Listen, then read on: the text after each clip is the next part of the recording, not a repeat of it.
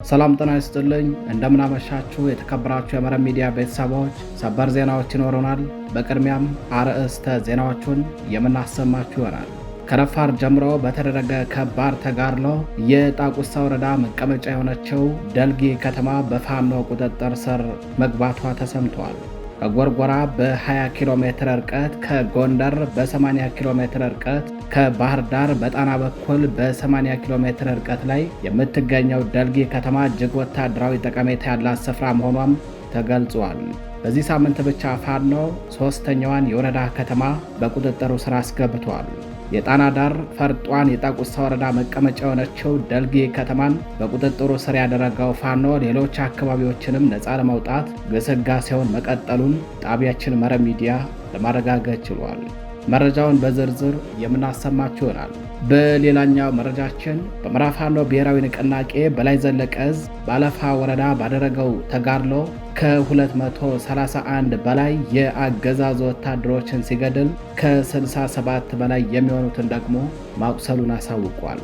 በውጊያው 2 ድሽቃ፣ 2 ብሬን፣ 259 ክላሽንኮቭ መሳሪያም፣ 22 አብራራው፣ 28 10 ጎራሽ፣ 1 ስታር ሽጉጥን ጨምሮ ከ61,000 በላይ የተለያዩ አይነት ተተኳሾችን ማርኮ ታጥቋል።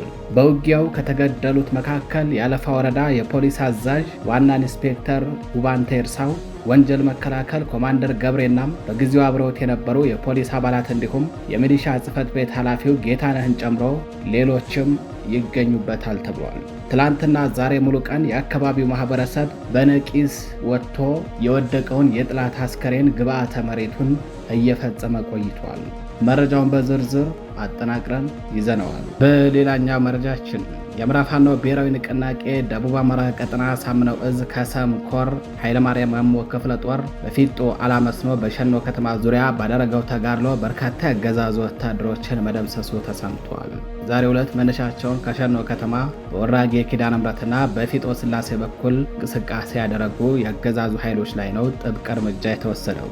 ከቀኑ 9 ሰዓት ከሸኖ በኩል 1 ዲሽቃና 2 አይሱዙ የኦሮሚያ ልዩ ኃይል ጭማሪ በማምጣት ዳግም ሙከራ አድርጎ የነበረ አገዛዙ ኃይል ወደ ፋኖ በተወሰደበት የጸረ ማጥቃትና የጸረ መከላከል እርምጃ ከባድ የሆነ የሰብአዊና ቁሳዊ ኪሳራ ደርሶበታል።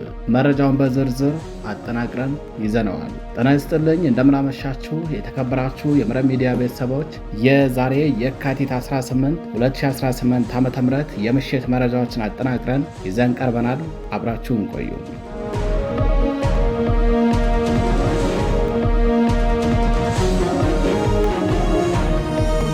ወደ ቀዳሚው መረጃችን አለፍን።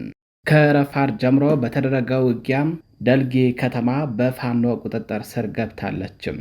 በዚህ ሳምንት ብቻ ሶስተኛዋ የወረዳ ከተማ በፋኖ ቁጥጥር ስር ገብታለችም። የምዕራብ ፋኖ ብሔራዊ ንቅናቄ ጎንደር ጠቅላይ ግዛት ዕዝ 202ኛ ኮር ጣቁሳ ወረዳ ደልጊ ከተማ የሰፈረውን የጥላት ኃይል አይቀጡ ቅጣት በመቅጣት ከተማዋን ሙሉ በሙሉ ብልጽግና ከሚሉት የሀገር ክክ አጽድቷታል። ከጎርጎራ በ20 ኪሎ ሜትር ርቀት፣ ከጎንደር በ80 ኪሎ ሜትር ርቀት፣ ከባህር ዳር በጣና በኩል በ80 ኪሎ ሜትር ርቀት ላይ የምትገኘው ደልጊ ከተማ እጅግ ቁልፍ ወታደራዊ ጠቀሜታ ያላት ናት ይሏታል። በተለይ ወታደራዊ የጦር ተንታኞች ደልጊና ሻውራ ከተሞችን መያዝ ባህር ዳርን በመዳፍ እንደመጨበጥ ያክል ይቆጠራል ሲሉ ያላቸውን ወታደራዊ ጠቀሜታም ይገልጿቸዋል። በአሁን ሰዓት በርካታ ያገዛዙ ወታደሮች አፋብን ያቀረበውን የምህረት አዋጅ ተቀብለው እጃቸውን እየሰጡ ሲሆን የምህረት አዋጁን ባልተቀበሉ ወታደሮች ላይ ደግሞ የሚወሰደው ጠንካራ እርምጃ ተጠናክሮ ቀጥሏል። የጣና ዳር ፈርጧንና የጣቁሳ ወረዳ መቀመጫ የሆነችው ደልጊ ከተማን በቁጥጥሩ ስር ያደረገው ፋኖ ሌሎች አካባቢዎችንም ነፃ ለማውጣት ግስጋሴውን መቀጠሉን ጣቢያችን መረብ ሚዲያ ለማረጋገጥ ችሏል። የተከበራችሁ አድማጭ ተመልካቾቻችን በአለፋ ወረዳ ላለፉት 2 ቀናት ስለተደረገው ተጋድሎና ስለተገኘው ድል በዝርዝር የምናሰማችሁ ይሆናል። የምዕራብ ፋኖ ብሔራዊ ንቅናቄ በላይ ዘለቀ ዕዝ የመይሰው ካሳ ኮር አለፋ ወረዳን በተቆጣጠረበት የውጊያ ግንባር አንጸባራቂ ድል አስመዝግበዋል። የመይሰው ካሳ ኮር ሰብሳቢ አርበኛ ማንዴላ ያዩ፣ አርበኛ ባባይ አምባዬ፣ አርበኛ በሊሁን ጌታቸው፣ አርበኛ ጌታቸው አማረ፣ የበላይ ዕዝ የ2ኛ ኮር አስተባባሪ ግብረ ኃይልና በሌሎች አመራሮች የተመራው የሻወራ ወታደራዊ ዘመቻ በድል ተቋጭቷል። የኮርና የክፍለ ጦር አመራሮች ከብርጌድና ከሻለቃ መሪዎች ጋር በመተሳሰር ቋራ ኦሜላድ ክፍለ ጦር፣ ካራመራ ክፍለ ጦር፣ አድዋ ክፍለ ጦር፣ ፊታውራሪ ገበየው ክፍለ ጦር ካላቸው ኃይል በማወጣጣት የካቲት 15 2018 ዓ.ም እኩለ ቀን የተጀመረው አውደ ውጊያም የአገዛዙን አሸርጋጅ አድማ ብተና የሚሊሻ የፖሊስና የመከላከያ ሰራዊት እንዲሁም የስርዓቱ አሸርጋጅ ባንዳዎችን በመደምሰስና በመማረክ ከ7 በላይ በከተማ ውስጥ የተሰሩ የቁም ምሽጎችን በመደረማመስ ሻውራ ከተማን በቁጥጥሩ ስር አድርጓል። ትላንት በስቲያ ማታም አብይ አህመድ የሚተማመንበትና በየሚዲያው እንደ ማስፈራሪያ የሚጠቀምበት የድሮን ጥቃት ለማድረስ የሚችለውን ያህል ሙከራ ቢያደርግም ክንደ ነበልባሎቹ ግን የሚያቆማቸው አልነበረም። አብይ የሚመጻደቅበት የሰው አልባ አውሮፕላን የፋኖን ግስጋሴ መክታት አልቻለም። እንዲሁም ይህ አውደ ውጊያ የተሳካ እንዲሆን በአማራ ፋኖ ብሔራዊ ንቅናቄ ጎንደር ጠቅላይ ግዛት ህዝብ በጌ ምድር ክፍለ ጦር ስር የጣና ብርጌድ ፋኖዎች ወደ ቀጠናው ተጨማሪ ኃይል እንዳይገባም መንገዱን ክርችም ጥርቅም በማድረግ ጓዳዊ ደጀንነታቸውን አሳይተዋል። ክንደ ነበልባሎቹ ጥላትን ከሻውራ ከተማ ጠራርጎ በማስወጣት የካቲት 16 2018 ዓ.ም በየስርቻው የተደበቀውንና ለማምለጥ የሞከረውን ያገዛዙን አሸርጋጅ ቡድን በየገባበት እየተፈለገ እጅ ያልሰጠውን እርምጃ በመውሰድ ቀሪው የብልጽግና ካቢኔና ባንዳ ወደ ባህር ዳር ፈርጥጦ ሲያመልጥ በየቦታው በእጁ የያዘውን ትጥቅና ስንቅ እያዝረከረከ እንዲሁም ሞትና ቁስለኛውን መሸከፍ ባለመቻሉ የአካባቢው ማህበረሰብ ትላንትና ዛሬ በነቂስ ወጥቶ የወደቀ የአገዛዙ ወታደሮች አስከሬንን እየቀበረ ውሏል። የአገዛዙ ሰራዊት ከ2 ዓመት ተኩል በላይ መሽጎበት የነበረ የቆም ምሽግን ከመሰባበር ባሻገር የጥይት ዲፖዎችን በፍጥነት በመቆጣጠር ተተኳሾችን፣ መሳሪያዎችንና መሰል ትጥቆችን ፋኖ በእጁ አስገብቷል። ጸረ አማራው አገዛዝ የፋኖ ቤተሰብ ናችሁ እንዲሁም ብልጽግናን ትቃወማላችሁ በሚል ምክንያት አስሯቸው የነበሩ ከ45 በላይ እስረኞችን ማስፈታት ተችሏል። በዚህ ተጋድሎ 231 በላይ የአገዛዙ ወታደሮች ተገድለዋል። የወረዳ ከፍተኛ አመራሮች፣ የፖሊስ አዛዡና ኢንስፔክተር ውባንተ ኤርሳውና ወንጀል መከላከል ኮማንደር ገብሬ እንዲሁም በጊዜው አብረውት የነበሩ የፖሊስ አባላትና የሚሊሻ ጽሕፈት ቤት ኃላፊው ጌታነህን ጨምሮ ሌሎችም ከተገደሉት መካከል ናቸው። በዚህ ተጋድሎ 53 ወታደሮች እጅ ከፈንጅ ከነሙሉ ትጥቃቸው ሲማረኩ 67 በላይ የሚሆኑት ደግሞ ቁስለኛ ተደርገዋል። ከቁስለኞቹ መካከል ሕይወታቸው የማይተርፍ በርካቶች ናቸው ተብሏል። ምክንያቱም ያረፈባቸው ጥይት ስስ ቦታ በመሆኑም።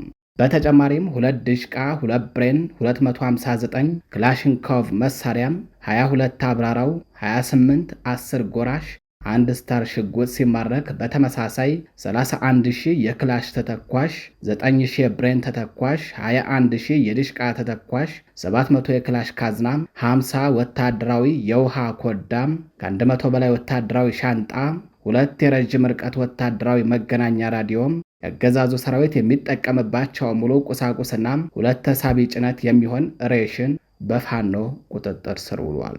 በተመሳሳይ በዚያው በሰሜን አማራ ቀጠና ነጋዴ ባህር ከተማና በአካባቢው ሌላ ተጨማሪ ድል ተመዝግቧል። የካቲት 16 2018 ዓ.ም ፊታውራሪ ገበየው ክፍለ ጦር ከታጠቅ ብርጌድና ከባይተኩስ ብርጌዶች የተወጣጡ ፋኖዎች በዚሁ ቀን ተጠግተው በማደር የአገዛዙን የሚሊሻና የአድማ ብተን ኃይል በመሸገበት ሰርጎ በመግባት አዳኝ አገር ጫቆ ነጋዴ ባህር ልዩ ቦታው አቸራ ተብሎ በሚጠራው አካባቢ አከርካሪውን እንኩት አድርገው ሰብረውታል። በአውደ ውጊያው 23 የአገዛዙ ወታደሮች ሲገደሉ 12 ወታደሮች ደግሞ መቁሰላቸው ታውቋል። 5 ወታደሮችን ጨምሮ 17 ክላሽንኮቭ መሳሪያም፣ 1 ብሬን፣ 1000 የክላሽ ተተኳሽ፣ 1200 የብሬን ተተኳሽ በፋኖ ቁጥጥር ስር ገብቷል። በዚህ ሰዓት በመይሰው ካሳ ኮር ስር የምትገኘው ሻውራ ከተማ ሁሉም አገልግሎት ሰጪ ተቋማት ባንኮችን ጨምሮ መደበኛ ስራቸውን ፍጹም ሰላማዊ በሆነ ሁኔታ እያገለገሉ ሲሆን ማህበራዊና ኢኮኖሚያዊ እንቅስቃሴዎችም እንደቀጠሉ ናቸው። በፋኖ የቀረበውን የይቅርታና የምህረት ዕድል እየተጠቀማችሁ ከአብይ አህመድ እርስ በርስ የማጫረስ ሴራ በመራቅ እየቀረባችሁ ችግራችሁን እንድትፈቱና አሻጥሩን እንድታከሽፉ ለጸጥታና ለፖለቲካ አመራርና አባላት አፋብን በላይ ዘለቀ ዕዝ ጥሪ ያደርጋል ብሏል እዙም። በተያያዘ ዜናም በደብረ ታቦር ዙሪያ ባሉ አካባቢዎች በተደረገ ውጊያ በርካታ የአገዛዙ ወታደሮች ተደምስሰዋል። በአማራ ፋኖ ብሔራዊ ንቅናቄ በላይ ዘለቀ ዕዝ ሜጀር ጀነራል ዋንታ ባተ ኮር በኮሩ ስር የኮሩ ተወርዋሪ ከሆነችው ከሜጀር ጀነራል ዋንታ ባተ ክፍለ ጦር የተወጣጡ የፋኖ ኃይሎች ትላንት የካቲት 17 2018 ዓ.ም ከረፋድ ጀምሮ እስከ አመሻሽ በደብረ ታቦር ዙሪያ ባደረጉት ተጋድሎ የጠላት ኃይልን አከርካሪ በመስበር ድል ተቀዳጅተዋል። ውጊያው የተደረገው በደብረ ታቦር ዙሪያ ማለትም አለም ሳጋም፣ ቆለይ፣ ኮካ፣ ጸጉር ኪዳነ ምሕረት፣ ተንሸራታችና እንቁርቡባ ተብሎ በሚጠሩ አካባቢዎች ላይ ሲሆን በዚህም የፋኖ የማጥቃት አቅም በምን ያህል ደረጃ እንዳደገ የታየበት፣ በአንጻሩ ደግሞ ያገዛዙ ወታደሮች ራሳቸውን ከፋኖ ጥቃት ተከላክሎ ማዳን አቅቷቸው የተሽመደመዱበት የጨበጣ ውጊያ ነው የተካሄደው። በውጊያው ሙትና ቁስለኛ ከተደረጉ የአገዛዙ ወታደሮች መካከል የጠላት መንገድ መሪ የነበሩ የአድማ ብተና የሚሊሻ ፖሊስ አባላት የሚገኙበት ሲሆን በተጨማሪም ክላሽንኮቭ መሳሪያና ሌሎች በርካታ ወታደራዊ ግብዓቶች በፋኖ ቁጥጥር ስር ውለዋል። በውጊያው ከተገደሉት በተጨማሪ የቆሰሉ ያገዛዙ ወታደሮች በበርካታ ተሽከርካሪ ተጭነው ለሕክምና ወደ ደብረ ታቦር ከተማ መወሰዳቸው ታውቋል። ከወደ ፋኖ የተሰነዘረበትን ማጥቃት መቋቋምና መመከት ያልቻለው ያገዛዙ ኃይል በሚሸሽበት ወቅት የዕውር ድንብሩን በመተኮስ ደብረ ታቦር መግቢያም አካባቢ 2 ሴቶችንና 1 ወንድን በድምሩ 3 ንጹሐኖችን አቁስሏል። በሌላኛው መረጃችን የአማራ ፋኖ ብሔራዊ ንቅናቄ ደቡብ አማራ ቀጠና ሳምነው ዕዝ ከሰም ኮር ኃይለማርያም ማሞ ክፍለ ጦር በፊጦ አላመስኖ በሸኖ ከተማ ዙሪያ ባደረገው ተጋድሎ በርካታ ያገዛዙ ወታደሮችን መደምሰሱ ተሰምቷል። ዛሬው ዕለት መነሻቸውን ከሸኖ ከተማ በወራጌ ኪዳነ ምሕረትና በፊጦ ስላሴ በኩል እንቅስቃሴ ያደረጉ ያገዛዙ ኃይሎች ላይ ነው ጥብቅ እርምጃ የተወሰደው። ከቀኑ 9 ሰዓት ከሸኖ በኩል 1 ዲሽቃና 2 አይሱዙ የኦሮሚያ ልዩ ኃይል ጭማሪ በማምጣት ዳግም ሙከራ አድርጎ የነበረ ያገዛዙ ኃይል ከወደ ፋኖ በተወሰደበት የጸረ ማጥቃትና የጸረ መከላከል እርምጃ ከባድ የሆነ የሰብአዊና ቁሳዊ ኪሳራ ደርሶበታል። ቦጋለ ሻለቃ ከአባት አርበኛ ጋር የተቀናጀ ተጋድሎ በጠላት ላይ የደፈጣ ጥቃት በማድረስ በኃይለማርያም ማሞ ክፍለ ጦር ቁጥጥር ስር ግዛቱን አስከብሮ ውሏል። በዚህ ተጋድሎ በርካታ ቁጥር ያላቸው የኦሮሚያ ልዩ ኃይል አባላትም መገደላቸው ተሰምቷል። በሌላኛው መረጃችን በበለጩማ ግንባር በተደረገ ውጊያ ከባድ ኪሳራ የተከናነበው የአገዛዙ ኃይል ከ25 ጊዜ በላይ የሞርተር ድብደባ በመፈጸም አካባቢውን ማውደሙ ታውቋል። በቀጠናው በተደረገ ውጊያ 32 ያገዛዙ ወታደሮች ሞትና ቁስለኛ ተደርገዋል። ክላሽንኮቭ መሳሪያዎችና ሌሎች ወታደራዊ ቁሳቁሶችም በፋኖ ተማርከዋል።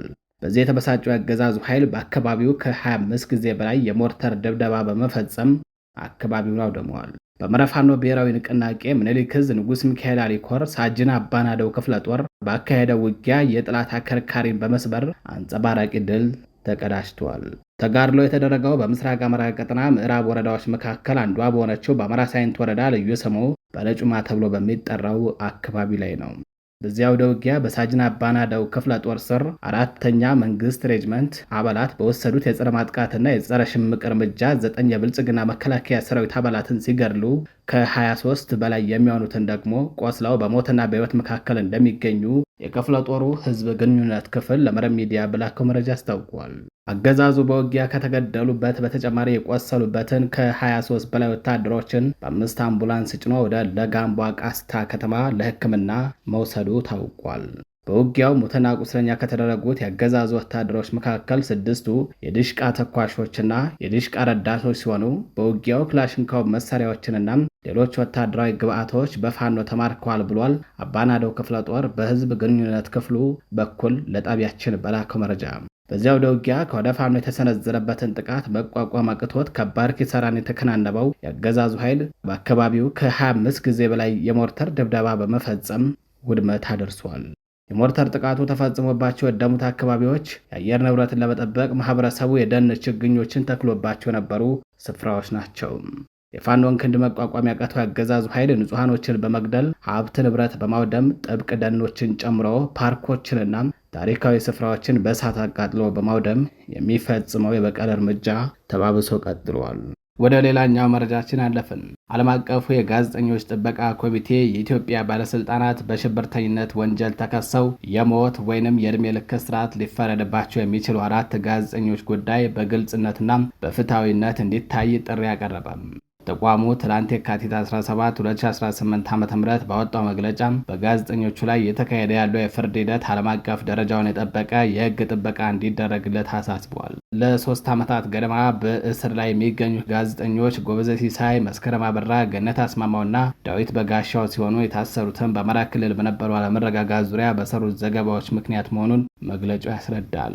አማራ ድምፅ ሚዲያ ዘጋቢ የሆነው ጋዜጠኛ ጎበዜ ሲሳይ ግንቦት 2018 ዓ.ም በጅቡቲ በቁጥጥር ስር ውሎ ግልጽ ባልሆነ ሁኔታ ለኢትዮጵያ ተላልፎ መሰጠቱ የሚታወስ ነው።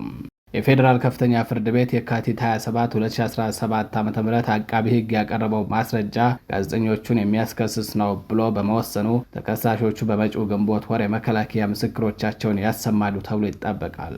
ኢትዮ ንቃት መስራች መስከረም አበራ፣ የኢኔታ ሚዲያ ዘጋቢ ገነት አስማማውና የ4 ኪሎ ሚዲያ አዘጋጅ ዳዊት በጋሻው ከመጋቢት 25 እስከ ሚያዝያ 5 2015 ዓ.ም ባሉ ቀናት ውስጥ በቁጥጥር ስር መዋላቸው ይታወሳል።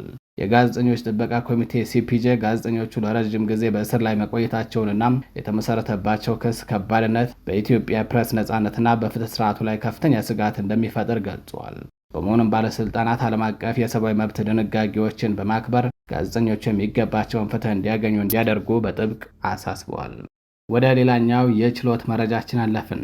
በነ ቢኒያም ሸጋው መዝገብ 15 ሰዎች ከቂሊንጦ ማረሚያ ቤት የካቲት 17 2018 ዓ.ም በፌዴራል ከፍተኛ ልደታ ምድብ አንደኛ የህገ መንግስትና የጸረ ሽብር ወንጀል ችሎት ቀርበዋል። በመዝገቡ ከተካተቱ 15 በአማራ ማንነታቸው የታሰሩ የፖለቲካና የህሊና እስረኞች መካከል መሐመድ አደም እጅጉ የተባለ ተከሳሽ ጥር 28 2018 ዓ.ም በነበረው ችሎት በ10 ሺህ ብር ዋስትና ተፈቶ ጉዳዩን በውጭ ሆኖ እንዲከታተል የተወሰነለትና የተለቀቀ መሆኑ ይታወቃል። ይሁን እንጂ የካቲት 17 2018 ዓ.ም በነበረው ችሎት አልተገኘም በሚል ፍርድ ቤቱ ስለምን እንደቀረ ምክንያት ሳያጣራ ታስሮ እንዲቀርብ ሲል ትዕዛዝ ሰጥቷል። የዋስትና ክርክር ተደርጎ ከ15ቱ ተከሳሾች መካከል ለአንዱ ብቻ በመፍቀድ ሌሎችንም የተከለከሉ መሆኑን እየታወቀ በዕለቱ ችሎቱ ኮሎኔል ይመራ ብራ ሁለተኛ ተከሳሽና አወቀ 13ኛ ተከሳሽን የዋስትና ክርክርን እንዳያደርጉ እቃወማለሁ፣ የሌሎችንም ክርክር አልቃወምም ሲል አቃቢ ሕግ አስተያየት ሰጥተዋል። ለተከሳሾች ነገሩ ግራ ያጋባቸው መሆኑንም ለማወቅ ተችሏል። አቃቢ ሕግ ምስክሮችን ለመስማት በሚል ለየካቲት 27 2018 ዓ.ም ተለዋጭ ቀጠሮ ሰጥተዋል።